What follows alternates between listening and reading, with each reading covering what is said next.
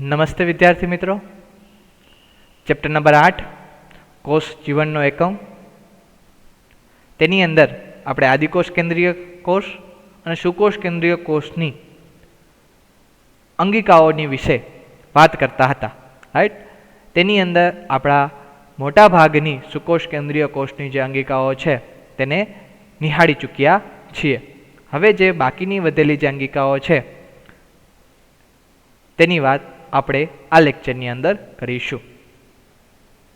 તો શરૂ કરીએ સુકોષ કેન્દ્રીય કોષની અંગિકાઓ. ઓકે, હરિતકર્ણ પછીની જે અંગિકા છે એ છે રિબોઝોમ્સ. Right, okay. તો રિબોઝોમ્સની જે શોધ છે એ જ્યોર્જ પેલેડ નામના વૈજ્ઞાનિકે 1953માં ઇલેક્ટ્રોન માઇક્રોસ્કોપ દ્વારા સઘન કણિકામય સંરચનાને રિબોઝોમ્સ તરીકે સૌપ્રથમ નિહાળેલી છે. એટલે કે રિબોઝોમ્સની સૌપ્રથમ શોધ કોને કરેલી? તો કે જ્યોર્જ પેલેડે. ક્યારે? 1953માં. રાઈટ, આ જે રિબોઝોમ્સ છે તેને ઇલેક્ટ્રોન માઇક્રોસ્કોપ નીચે જોયા હતા અને તેને એક સઘન કણિકામય સંરચના છે જે જોવા મળી. એ સઘન કણિકામય જે સંરચના છે જેને નામ શું આપેલું છે? રિબોઝોમ્સ. રાઈટ, રિબોઝોમ્સ છે એ શેના બનેલા હોય? સામાન્ય રીતે આપણને પ્રશ્ન થાય તો રિબોઝોમ્સ છે એ રિબોન્યુક્લિક એસિડ. રિબોન્યુક્લિક એસિડ એટલે કે શોર્ટ ફોર્મ થશે RNA. ખાસ કરીને કયું RNA? તો કે એક RNA નો પ્રકાર છે, આપણે આગળ કરીશું, rRNA. રાઈટ, આના પછીનું જે નેક્સ્ટ ચેપ્ટર છે જૈવઅણુઓની અંદર એમાં આપણે ભણીશું કે રિબોન્યુક્લિક એસિડનો એક પ્રકાર છે જેને આપણે સામાન્ય રીતે ઓળખીએ છીએ rRNA. એ rRNA અને પ્રોટીનથી બનેલી સંરચના છે. એટલે કે રિબોઝોમ શેની બનેલી? રિબોઝોમ્સ અંગિકા છે શેની બનેલી હોય? તો કે rRNA, રિબોન્યુક્લિક એસિડ અને પ્રોટીનની છે બનેલી છે. આપણને ખબર છે કે રિબોઝોમ્સ છે એ કોઈ પણ પટલથી ઘેરાયેલ હોતી નથી. એટલે કે પટલ વિહીન અંગિકા જો કોઈ હોય તો એ શું છે? રિબોઝોમ્સ છે. મેં તમને આની પહેલા જ પ્રીવિયસ લેક્ચરની અંદર અંગિકાઓનું છે એ વર્ગીકરણ કરાવી દીધેલું છે. પટલયુક્ત અંગિકા, એમાં દ્વિપટલયુક્ત અંગિકા, એક પટલયુક્ત અંગિકા અને પટલ વિહીન અંગિકા. તો રિબોઝોમ્સ છે શેની અંદર આવશે? પટલ વિહીન અંગિકાની અંદર આવશે. એટલે કે એની ફરતે કોઈ પણ પટલ હોય નહીં. સુકોષ કેન્દ્રીય રિબોઝોમ્સ ATS પ્રકારના હોય. એટલે કે સુકોષ કેન્દ્રીય કોષની અંદર જે રિબોઝોમ્સ જે છે એ કયા પ્રકારનો છે? ATS પ્રકારનો છે. જ્યારે આદિકોષ કેન્દ્રીય કોષની અંદર આપણે જે રિબોઝોમ્સ જોયા હતા એ રિબોઝોમ્સ કયા પ્રકારના હોય? તો કે 70S પ્રકારના હોય. કયા પ્રકારના હશે? 70S પ્રકારના હોય. એટલે કે આદિકોષ કેન્દ્રીય કોષ અને સુકોષ કેન્દ્રીય કોષ બંનેની અંદર રિબોઝોમ્સ તો હોય પરંતુ અલગ અલગ પ્રકારના. સુકોષ કેન્દ્રીય કોષની અંદર ATS પ્રકારના, જ્યારે આદિકોષ કેન્દ્રીય કોષની અંદર 70S પ્રકારના. ઓકે, આ S એટલે કે શું? જો આની પહેલા મેં તમને સમજાવ્યું હતું S એટલે કે શું. તો S એનો મતલબ થશે સ્વેડબર્ગ એકમ અથવા તો સ્વેડબર્ગ યુનિટ. સ્વેડબર્ગ નામના વૈજ્ઞાનિકે રાઈટ આ યુનિટ અથવા તો એકમ આપેલો છે. એટલે કે S એટલે કે સ્વેડબર્ગ એકમ અથવા તો અવસાદન પ્રમાણને છે એ શું કરે છે? રજૂ કરે છે. એટલે કે આડકતરી રીતે S નો મતલબ શું થશે? તો કે S નો મતલબ રિબોઝોમ્સનું કદ અને ઘનતાનું છે એ માપન થાય છે. રાઈટ, જ્યારે રિબોઝોમ્સનું કદ અને ઘનતાનું માપન થાય ત્યારે આને આપણે S તરીકે ઓળખીએ છીએ. એટલે જ સુકોષ કેન્દ્રીય કોષમાં જે રિબોઝોમ્સ છે એને આપણે ATS કહીએ છીએ. જ્યારે આદિકોષ કેન્દ્રીય કોષની અંદર જે રિબોઝોમ્સ છે એને આપણે 70S તરીકે ઓળખીએ છીએ. એટલે કે આ બંને 70S અને ATS રિબોઝોમ્સ બે પેટા એકમોના બનેલા હોય છે. કેટલા? બે પેટા એકમોના બનેલા હોય છે.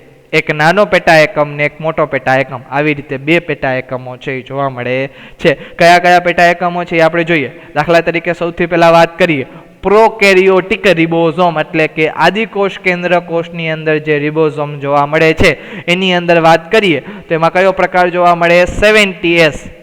રાઈટ, 70S પ્રકારનો જોવા મળે. એ 70S ના બે પેટા એકમ એક 50S સબ યુનિટ, રાઈટ, અને બીજો 30S સબ યુનિટ, રાઈટ. બેનો સરવાળો નથી કરવાનો, ધ્યાન રાખજો, રાઈટ. એક 50S સબ યુનિટ અને એક 30S સબ યુનિટ.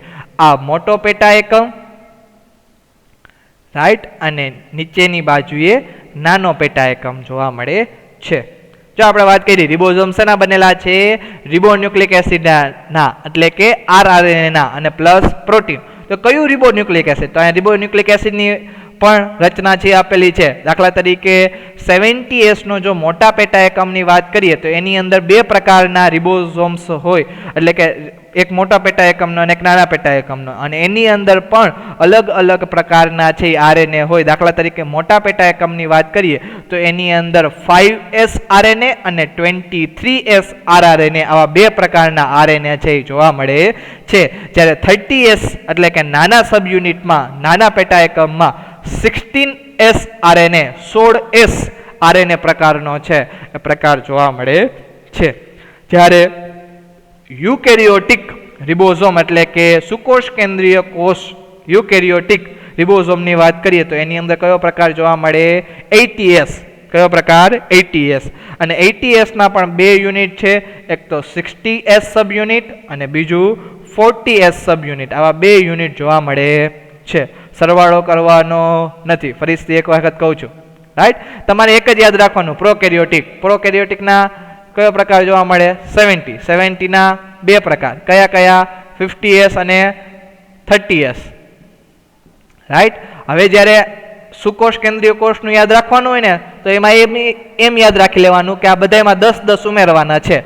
70 માં 10 ઉમેરો તો 80S, રાઈટ.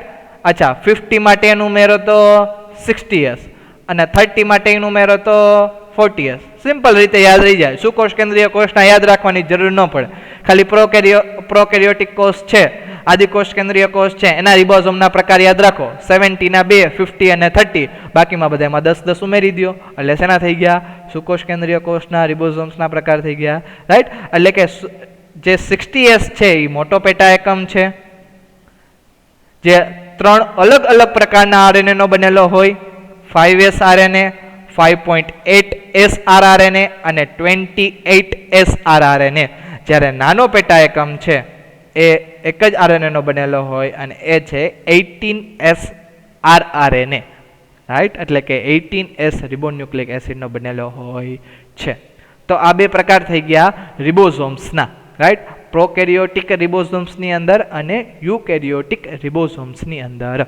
તો રિબોઝોમ્સની જે રચના છે એ અહીંયા પૂર્ણ થાય. એ પછીની જે રચના છે એ છે કોષરસ કંકાલ, જેને સામાન્ય રીતે શેના તરીકે ઓળખવામાં આવે છે? સાઇટોસ્કેલેટન.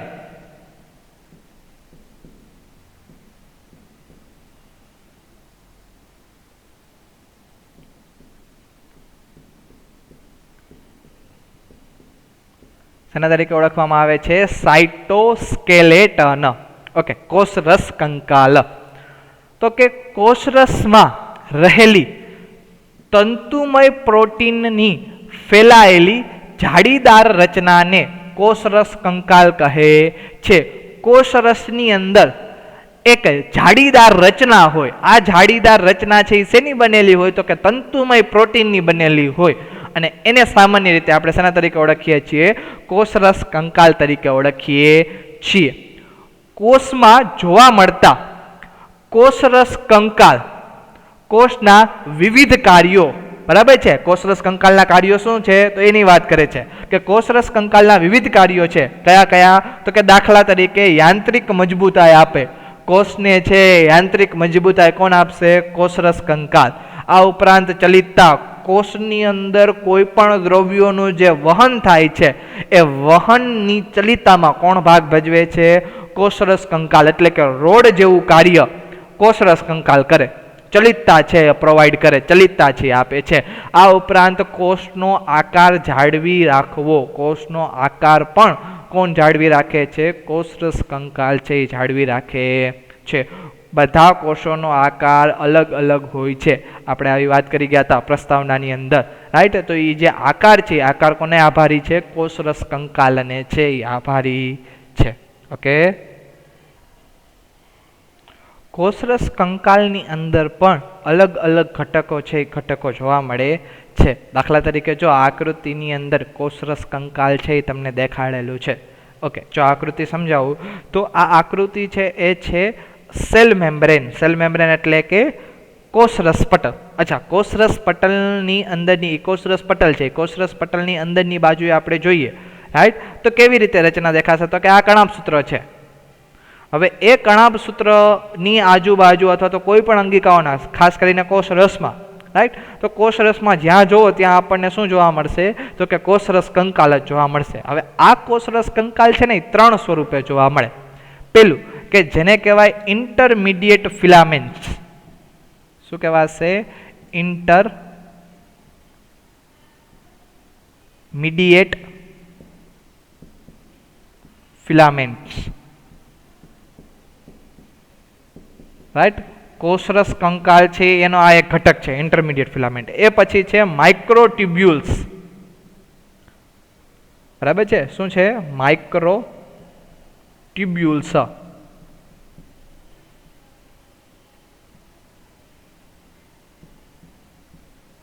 જેને સામાન્ય રીતે સૂક્ષ્મ તંતુઓ કહેવામાં આવે છે.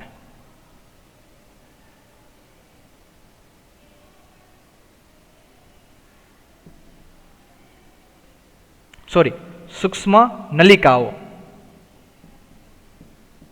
રાઈટ. શેના તરીકે ઓળખવામાં આવે છે?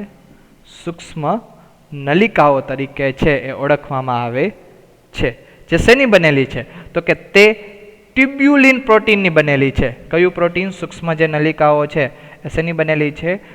Tubulin protein. જો આ ખાસ કરીને યાદ રાખજો, એમસીક્યુની અંદર આવશે, રાઈટ. નીટના જે એમસીક્યુ છે એની અંદર આવી શકે છે કે માઇક્રોટ્યુબ્યુલ્સ અથવા તો જે સૂક્ષ્મ નલિકાઓ જે છે એ શેની બનેલી છે? ટ્યુબ્યુલિન પ્રોટીનની બનેલી છે, રાઈટ. ઓકે, એ પછી જે છે એ છે માઇક્રોફિલામેન્ટ્સ. માઇક્રોફિલામેન્ટ્સ, જેવી રીતે ઇન્ટરમીડિયેટ ફિલામેન્ટ છે એવી રીતે માઇક્રોફિલામેન્ટ.